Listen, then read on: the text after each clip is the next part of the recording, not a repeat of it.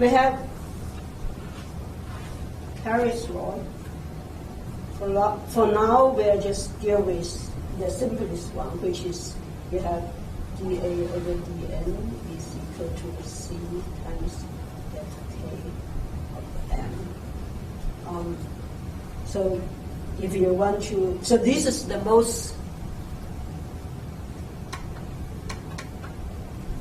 most common form.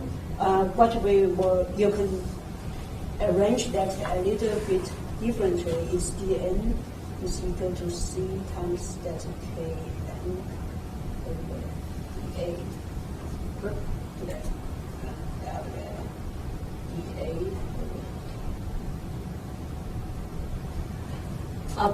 So that you can see that on the left side is the N, that's the number of cycles, and on the right hand side is crack length, and then also delta K. So basically, if you do integration, you will find. So that I arrange it so that I can do integration of that. So K, of course, is equal to sigma squared IA times FA.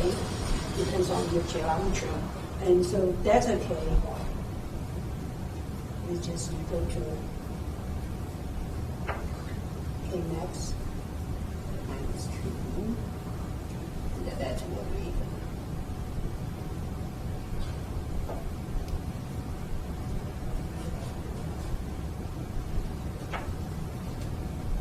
okay. So the fatigue crack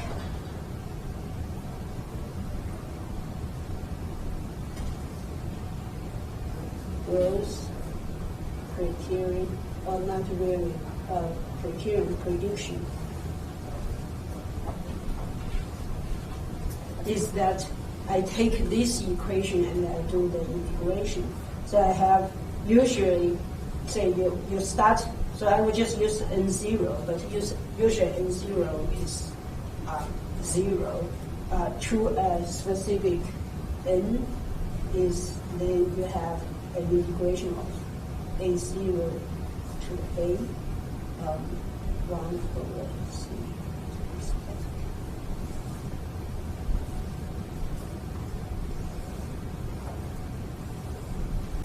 So that's basically the equation you will use to calculate, say, if I have a crack length of A0, I want to predict how long it will take the crack to propagate from A0 to A, the number of cycles I need to put in there. And of course, if you know the operation condition of the component, based on the number of cycles, you can predict how many years that will last. Okay. So for that, so one thing that is critical is you want to, so this A obviously cannot keep going forever, right? So because that crack length is going to reach the critical crack length, then it will fracture the whole thing, and then this rule doesn't apply anymore. So the important thing is the critical.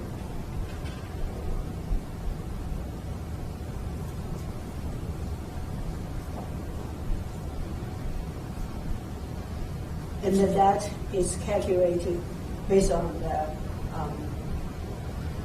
crack propagation criterion is when your Kmax is equal to your critical crack length. And from that,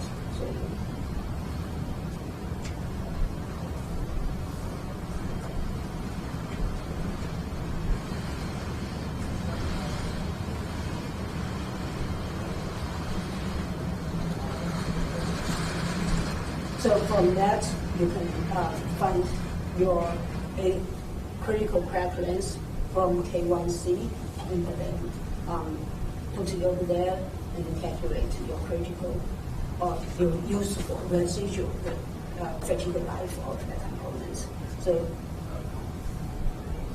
your fatigue life from whatever you have now to when the final fracture happens.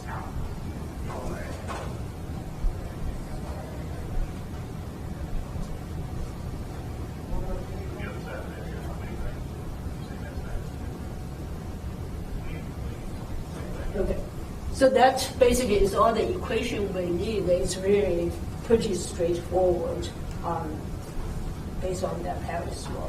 So let's look at a simple problem first. So the difficulty over here is that your delta K is a function of A.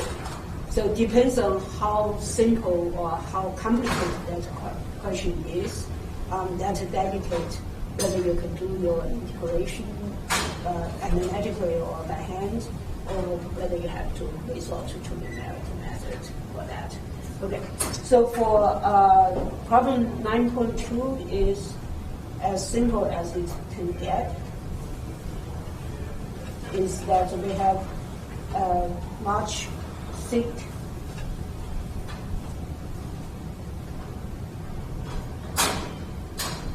with a central crack. So because this is large, we can assume it's infinite.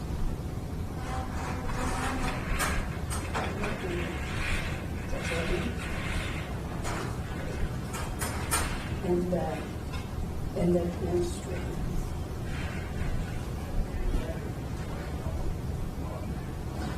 Okay. And so they have a crack length of 2A in the C9. So crack length 2A is start at 10 millimeter, and the load sigma mean is 100 megapascal, and the sigma max is 200 pascal. K1C is equal to 60 megapascal.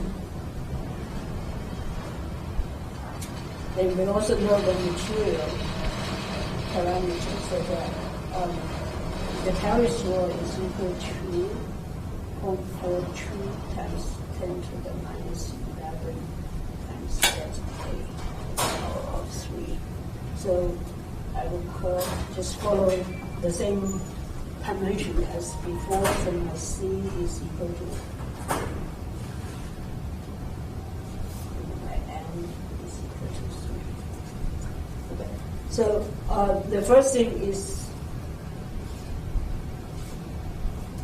find the A to N curve up to A critical.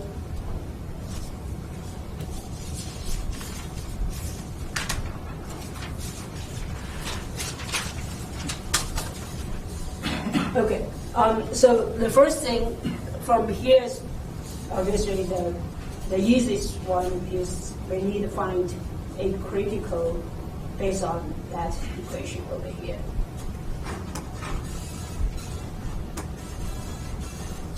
So my, in this case, my K1 max is just, since I have an infinite large plate, so I just have a C max, sigma square root A,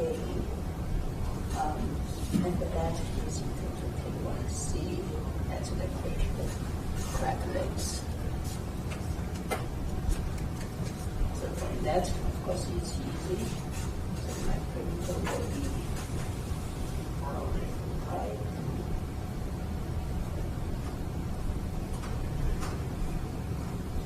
So the number in there is 28.65 millimeters. So that means that you actually have quite some distance to go, because the A0 is, 2A0 is only 10 millimeter, and then you can actually take 28 millimeter. I don't know what project is that. That's a huge distance, a huge crack. That's what the book gives you. Okay, so then the second question from here is now I know the crack critical crack length, so I need to know what is the fatigue type.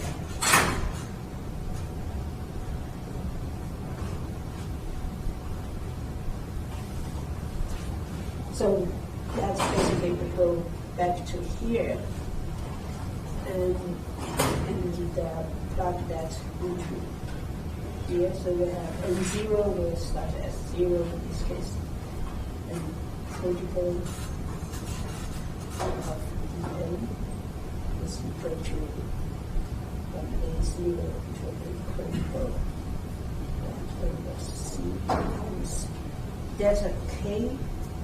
We know is equal to sigma max times sigma mu times A.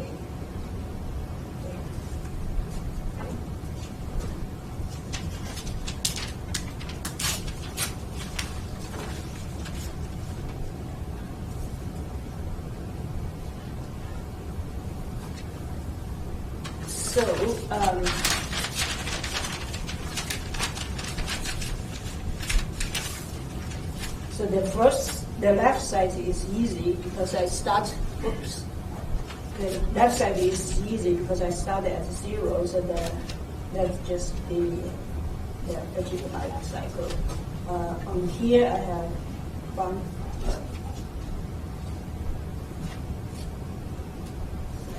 to the power of 3 over there. So for that, I can take the first two, the terms that are not related to A out.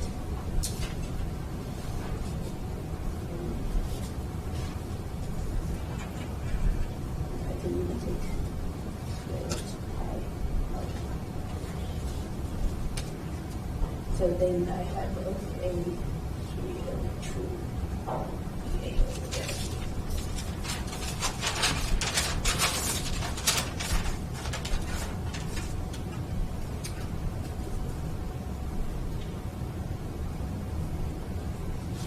Okay. So from that, of course, I can calculate this 1 over C. So next.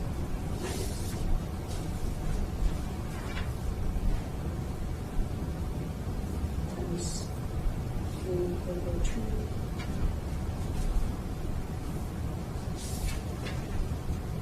Is 1 minus 3 over 2.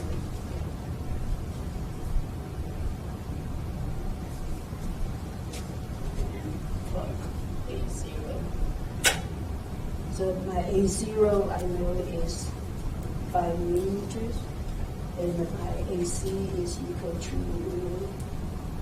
28 something.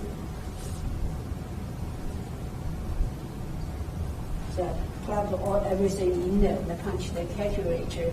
What you get is NC is 7.4.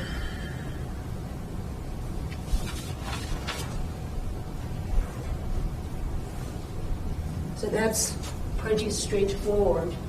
As we expected, since your A0 and the AC is so far apart, you'll take quite a lot of cycles, almost quarter million cycles to get the crack to propagate that far. So of course, to construct the AN curve, really it's basically a repeating of this method, except that instead that your A will not go to the critical. So in this case, if you just take AC out, so essentially just A is equal to 1 over C delta sigma.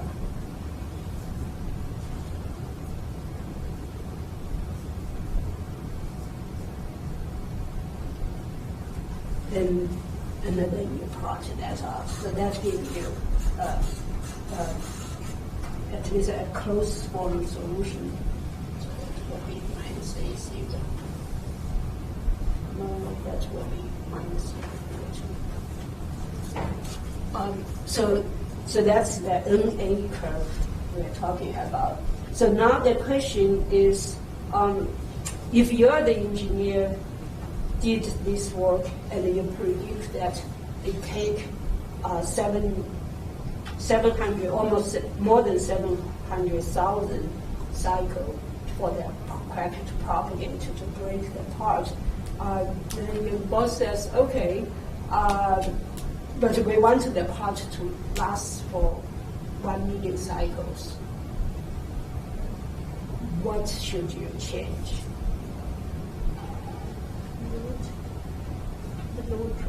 You can reduce the load, right? So you essentially look over here or over here. The C is, so you can, if I want to increase this number, okay.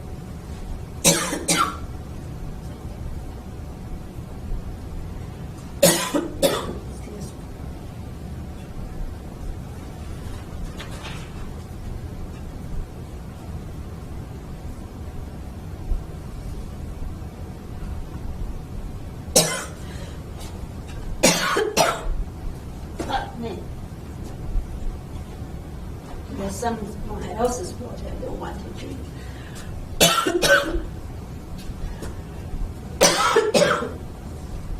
Okay. So if the fatigue life should be larger than 1 million cycles, the first thing you can think of is we can reduce the load. What do you mean by reduce the load? The range should be maintained. Should be reduced the load range.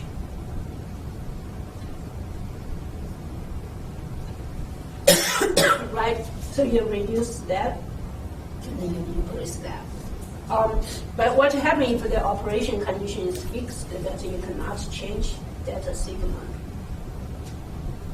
You can change the initial crack, we can reduce that. What determines the A naught?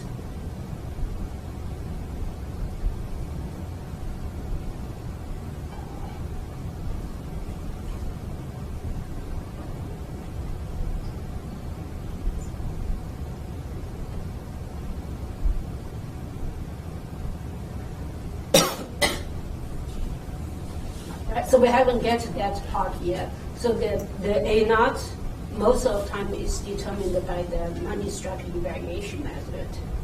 So if we reduce that,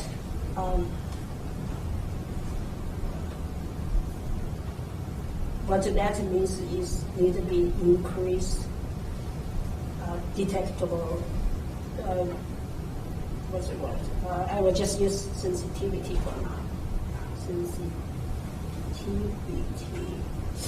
of NDE. Okay, so that's another method but that may require quite some capital investment that you have to buy a whole set of NDE to ensure that happens. What else could we do? Operating conditions. Change the operating condition. In that case, what does it change? C. Right, so it will change operating condition. In this case, is the operating condition is quite broad, but I guess in this case maybe whether there's a saline solution or whether it's temperature or something like that. So it's a real environmental condition, operating environment. So, for example, salinity, temperature, etc. And then that, of course, will change C and M. So basically, change the crack growth rate. That seems none of them are very good options, right? Because that means that your machine have to be instead you have to change the environment condition, which is a lot of time is not an easy way.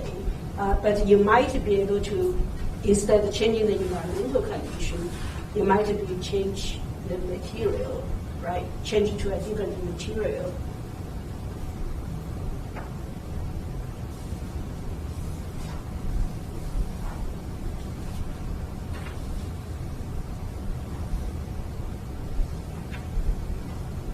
So for that, there are two ways. One is I can change C and M, and that change the crack propagation rate. What else could I change? AC, critical. K1. So if I change K1C, what does change for me in this equation? AC. critical. Right, so it will change my AC, and if I increase my AC, my M will increase, right? So I think that's what we covered. Pretty much that's the option you have. So from here, if you look at this, most likely the last one we talked about probably will be the easiest solution. It might increase your cost a little bit if you change, say, from stainless steel to a stainless steel, or from different to a titanium or something like that. So the reason I didn't say from a regular steel to high-strength steel is actually the high-strength steel usually have poor fatigue performance than regular steel. It may go over some major